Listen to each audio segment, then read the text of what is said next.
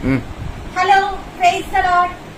Happy Christmas to you all, my dear brothers and sisters.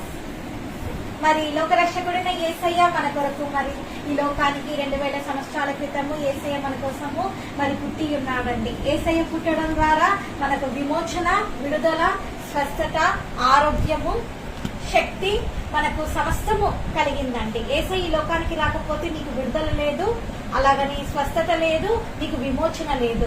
ఎందుకే వాక్యం కూడా clear గా చెప్తుంది కదా, నేనే మార్గము, సత్యము, జీవము, నా ద్వారా తప్ప ఎవరు కూడా తండ్రి రాజ్యంలో ప్రవేశించారని యేసయ్య చెప్పి ఉన్నారండి. కాబట్టి ఒకసారి మనము లూకా సెకండ్ చాప్టర్ 10th verse చూద్దాం.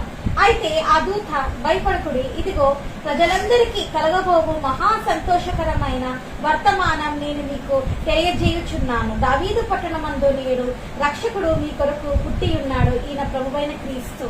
మనందరం కూడా దూత ఎలాగా యేసయ్య వార్త గురించి ఎలాగ సువార్త చెప్పిందో వచ్చి అలాగ మనం కూడా క్రీస్తును తారవలే మరి ప్రపంచమంతా తెలపాలండి. యేసయ్యని నిజమైన దేవుడు, లోక రక్షకుడు అని మనం తెలపాలి. యేసయ్యను మీరు నమ్ముకోండి, మీరు పరలోక రాజ్యం చేస్తారు అని మీరు ప్రతి ఒక్కరికి చెప్పాలండి. ఈ రోజు ఈ క్రిస్మస్ ఆనందం మీలోకి రావాలి. క్రీస్తు నీలోకి వచ్చినప్పుడే నిజమైన క్రిస్మస్, నిజమైన ఆనందం.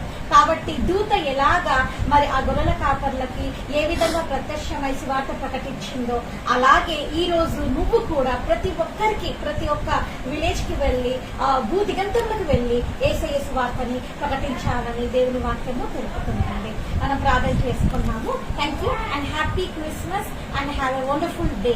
Thank you.